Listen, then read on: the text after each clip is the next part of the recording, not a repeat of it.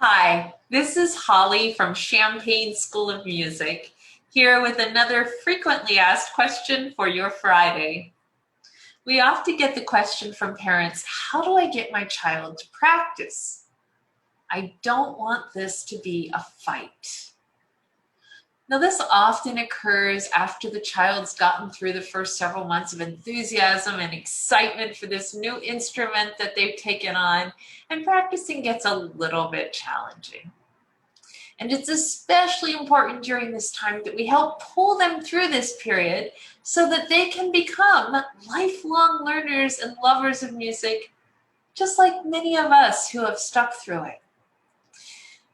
There's a really important thing to do when we're trying to achieve this, and that's help them set up the habit of practicing. And there's an anatomy to a habit that will help us do this if we understand it. The anatomy is trigger, behavior, reward. Now we know the behavior that we want is practicing our instrument.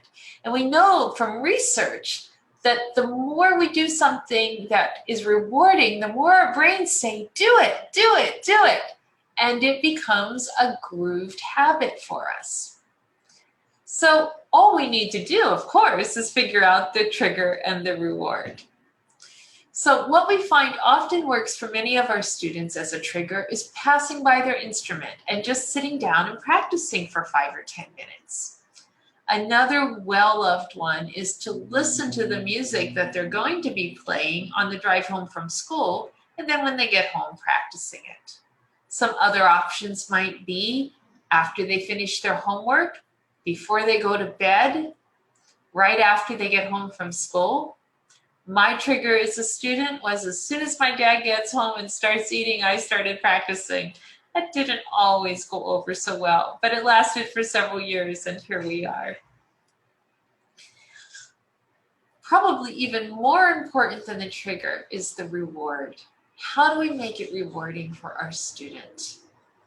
It might be something as simple as a lot of positive reinforcement. Hey, you really nailed it, and I love listening to you practice. It might be something extrinsic, like, let's go get ice cream afterwards, or let's play soccer after you're done practicing, or let's watch TV. It might be time with you, either during the lesson or after. It might be an intrinsic reward as they get a little older, when they can really accomplish and feel good about something that they've done. Or it could be gamifying practice. Perhaps the penny game. That works really well for young children, where you take a penny and with every repetition, accurate repetition, you put it to the other side of the piano and drop it in a can. And you can put lots of pennies in that. No matter what you choose for your trigger and reward, it's really important that you involve the student in the decision-making process. So some well thought out questions like, when do you prefer to practice? Would you prefer to do it before school or after school? After you finish your homework or before you go to bed? Whenever you pass by your instrument? And some good questions about practicing itself might be, what would you like to start with today? I noticed your teacher assigned you 3 things. For the rewards, you might ask them, would you like me to sit in with you today or to come in at the last 5 minutes?